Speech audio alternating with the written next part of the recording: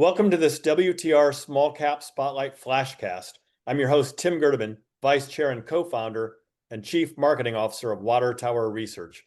In today's special Flashcast podcast episode, I'm being joined by my technology equity research colleague, Dr. John Roy, to discuss a fascinating topic highlighted in a Wall Street Journal article this past week. More specifically, the Wall Street Journal article titled "The Hottest Business Strategy This Summer is Buying Crypto" discusses the staggering stat that twice the amount of capital has been raised in 2025 by companies buying cryptocurrency as has been raised via traditional IPOs. If you've not read the article yet, you can find it on my Saturday, July 26th LinkedIn post. Good morning, John. Hey, Tim, how you doing? I'm well, sir. So let's jump right into it, John. This is a bit of a loaded question, but what is the hottest trade of summer? Yeah, certainly it's, these companies are aggressively raising a large amounts of capital, not necessarily to invest in corporations, but to, acquire Bitcoin and other coins as well.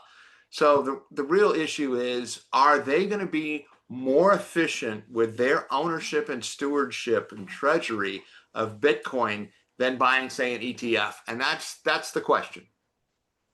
I'm dating myself by saying that is the $64,000 question. So moving on, John, how prevalent is this trend and how much money is involved?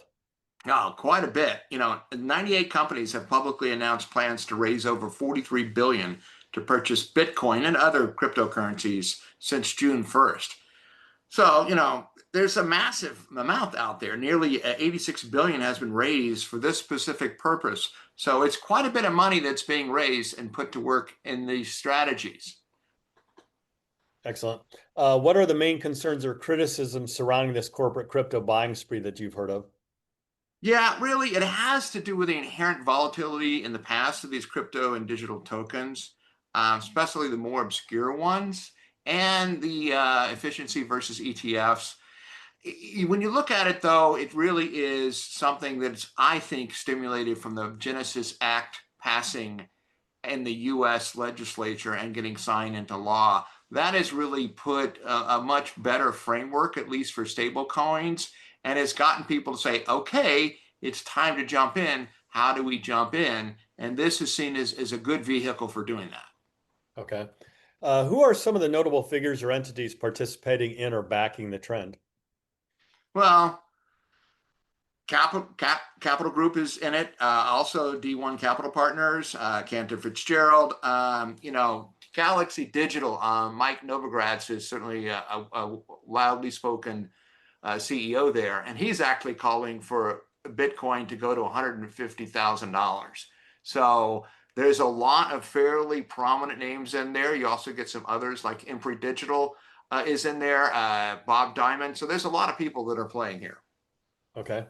And then what are the perceived or real risk, depending on which case may be, associated with this strategy, particularly for the companies involved and their investors? Well, again, it really revolves around the past extreme volatility inherent in the cryptocurrencies. The question becomes, is that going to continue? The bulls behind this approach will point to the volatility has been decreasing, and they don't expect to see it as much going forward. And there's some risk that investors could, sour on the strategy itself, seeing ETFs as being possibly a more efficient way to do it. I think that the jury's still out on that one. Okay. And then just in wrapping up our Flashcast, John, I'd be remiss if I did not ask you what incremental impact the passage of the U.S. Genius Act has had.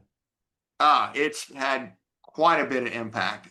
You're looking at a situation where you now have stringent requirements in the U.S. for stablecoin backing and transparency and consumer protection. So that's in there as well. They've also clarified who can issue stablecoins. So all of these, what they've done is they've put guardrails around stablecoins.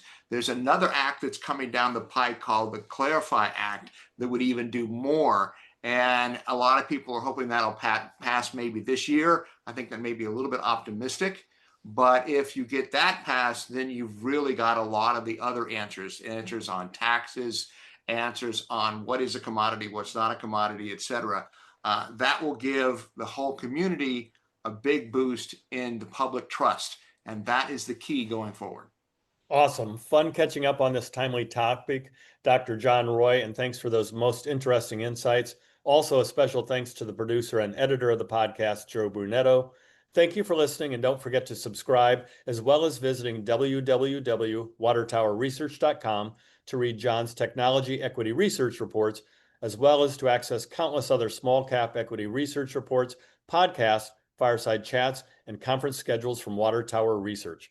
We will see you next time for another edition of the WTR Small Cap Spotlight podcast.